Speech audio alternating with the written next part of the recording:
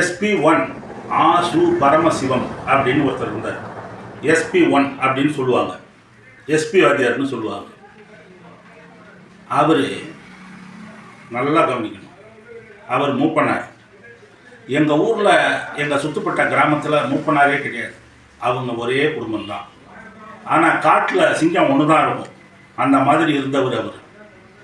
அவர் எப்போவுமே புடைசூழ இருப்பார். அவர் கோஷ்டி தான் பெரிய கோஷ்டியாக இருக்கும்.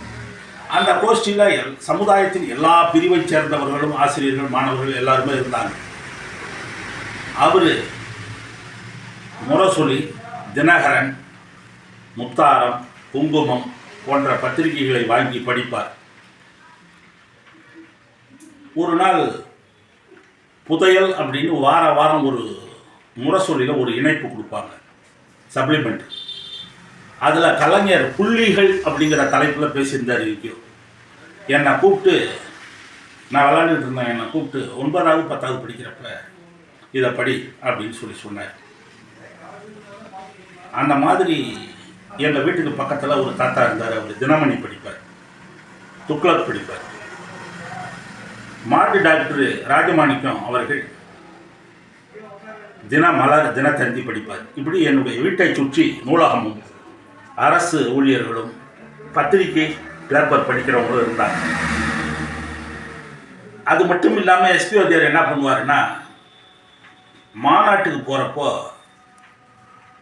கலைஞர் வந்தால் இல்லை முக்கியமான பேச்சாளர்கள் வந்தால் பக்கத்தில் இருக்கிற 25 கிலோமீட்டரில் இருக்கிற அரியலூர், ஜெயங்கொண்டம், திருச்சி போன்ற ஊர்களுக்கு எங்களை அழைச்சிட்டு போவார்.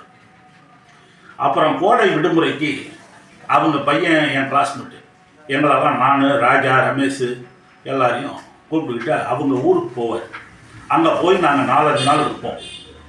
காவேரியில் குளிப்போம், கொள்ளிடத்தில் குளிப்போம். எங்களுக்கு நல்லா விருந்து வைப்பார்.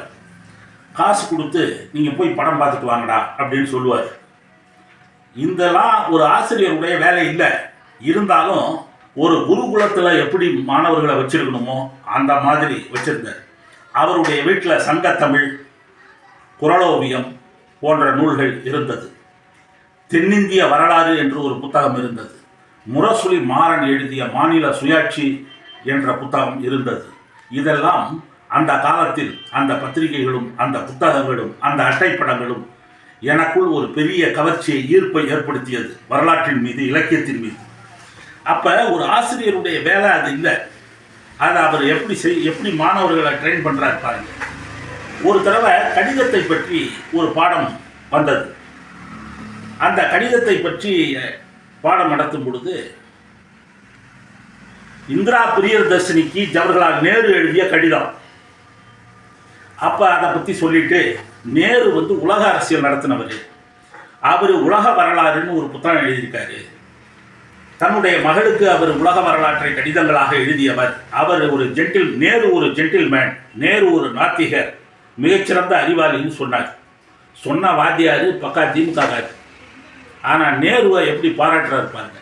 அதே போல் காமராஜரை பாராட்டி பேசுவார். அந்த மாதிரி கருத்து வேறுபாடு, காழ்ப்புணர்ச்சிலாம் அவர்கிட்ட கிடையாது. இன்னொரு பக்கம் அந்த கடிதங்களை பற்றி பாடம் நடத்தும் போது அறிஞர் அண்ணா அவர்கள் தம்பிக்கு என்று மடல் எழுதுவார். கலைஞர் உடன்பிறப்பு என்ற தலைப்பில் தன்னுடைய தொண்டர்களுக்கு, தோழர்களுக்கு கடிதம் எழுதுவார் அப்படின்னு சொன்னார் மாணவர்கள். அவர் சொன்ன பிறகுதான் மாணவர்களுக்கு, ஓஹோ இப்படிலாம் பத்திரிகைகள் வருது, தலைவர்கள் இப்படிலாம் கடிதங்கள் எழுதுகிறாங்க அப்படின்னே தெரியும். அப்போ பாடம் நடத்தும் பொழுது ஒரு நாள் என்ன பண்ணாருன்னா, கல்யாண ஊர்வலத்தில் எப்படி கை தட்டிக்கிட்டு சிரிச்சுக்கிட்டு ஜாலியாக தோளில் கை போட்டுக்கிட்டு போவாங்க, துக்க காரியத்தில் இப்படி கையை கட்டிக்கிட்டு தலையை குனிஞ்சிக்கிட்டு எப்படி அமைதியாக நடந்து போவாங்க அப்படின்னு அவரே அதை நடந்து காட்டினார். இது ஒரு பக்கம். அடுத்தது கல்லூரியில் நான் படிக்கிறப்ப பேராசிரியர் செல்லன்னு ஒருத்தர் இருந்தார். அவர் பேராசிரியர் செல்லன் எல்லாருக்கும் பரீட்சை பேப்பர் கொடுத்ததும் என்னன்னு யாருக்குமே எதுவும் புரியல. ஒரு 10 பக்கம் 15 பக்கம் இருக்கிற மாதிரி எல்லாருக்கும் ஒரு பேப்பர் கொடுத்தார். ஒரு சின்ன கொடுத்துட்டு ஒரு 50 பேருக்கும் கொடுத்துட்டு சொன்னார், நீங்கள் உண்மையிலேயே விருப்பப்பட்டு வந்திருக்கலாம், தமிழ் துறைக்கு, இலக்கியத்துறைக்கு.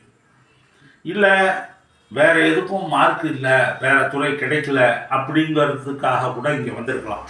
ஆனால் எப்படி இருந்தாலும் நீங்கள் வந்த பிறகு இதில் ஆர்வத்தை வளர்த்துக்கிட்டு அறிவை வளர்த்துக்கிறது தான் நல்லது. பொதுவாக பிற்காலத்தில் நீங்கள் ஒரு பாடம் நடத்துவதற்கு, எழுதுவதற்கு, பேசுவதற்கு, மேடையில் பேசுவதற்கு, கட்டுரை எழுதுவதற்கு பயிற்சி பெற வேண்டும்.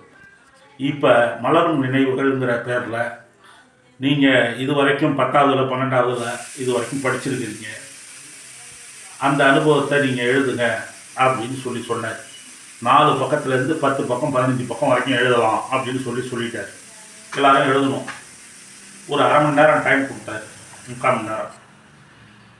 அதில் ஒரு 10 பேரை நான் செலக்ட் பண்ணுவேன்னு சொல்லிட்டு போயிட்டார். ஒரு 2 நாள் கழிச்சு பரீட்சை பேப்பரை திருத்தி எடுத்துகிட்டு வருவாங்கல்ல, அந்த மாதிரி எடுத்துகிட்டு வந்தார். அவர் 10 பேரை நான் செலக்ட் பண்ணுவேன்னு சொல்லிட்டு போயிட்டார். நான் 10ஆம் வகுப்பு, 11ஆம் வகுப்பு, 12ஆம் வகுப்பில் நான் எங்கள் ஊர் நூல் நிலையத்தில் நான் சில நாவல்கள் நான் படித்தேன். அதை பற்றியும் என்னுடைய எழுத்தாளர்கள், என்னுடைய ஆசிரியர்கள் இவங்களெல்லாம் பற்றி நான் எழுதியிருந்தேன். நான் எழுதுறதுக்கு காரணம், நான் நூலகத்தில் படித்த நாவல்கள், கதைகள், அரசியல் சொற்பொழிவுகள், பேப்பரில் நான் படித்தது, இதுதான் காரணம். இது எழுதியிருந்தேன். இந்த 10 பேரில் முதல் பரிசு 2ஆம் பரிசு வாங்கலைன்னாலும் பரவாயில்ல, இந்த 10ஆவது ஆளாக கடைசி ஆளாக என்னை தேர்ந்தெடுத்தா கூட போதும்னு நான் நினச்சிக்கிட்டு இருந்தேன். அவர் 10ஆவது ஆளாக அறிவிக்கிறாரு, நான் இல்லை. அடுத்தது 9, நான் இல்லை. 8, நான் இல்லை. இப்படியே வராரு. 3ஆவது பரிசு, நான் இல்லை. 2ஆவது, நான் இல்லை. நான் முடிவு பண்ணிட்டேன், இனிமேல் நமக்கு கிடைக்காததுக்கே வாய்ப்பு இல்லை அப்படின்னு முடிவு பண்ணிட்டேன். முதல் பரிசுன்னு அறிவித்தார். எல்லா மாணவர்களும் அட்டென்ஷனில் இருக்கிறாங்க. யார் குமரவேலு அப்படின்னு கேட்டார். நான் பயந்துக்கிட்டே எழுந்திரிச்சு நின்னேன். மற்ற 9 பேரும் எதிர்காலத்தில் எழுத்தாளராகலாம், பேச்சாளராகலாம். நீங்கள் இப்பொழுதே பேச்சாளர் தான், இப்பொழுதே எழுத்தாளர் தான் என்று அறிவித்தார். அவர் நாட்டுப்புறவியல் அப்படிங்கிற சப்ஜெக்ட் எடுத்தார். இந்த கரகாட்டம் ஆடுறவங்க எப்படி ஆடுவாங்க, நாட்டுப்புற கலைஞர்கள் எப்படி ஆடுவாங்கன்னு ஆடி காட்டுவார் பேராசிரியர் செல்லன் அவர்கள். இப்போ அவர் வேலை பாடம் நடத்துறது தான். ஆனால் அவர் என்ன பண்ணார், எழுத்தாளர்களை தேர்வு செய்தார், பேச்சாளர்களை தேர்வு செய்தார். அதுக்காக அவர் மெனக்கெட்டார்.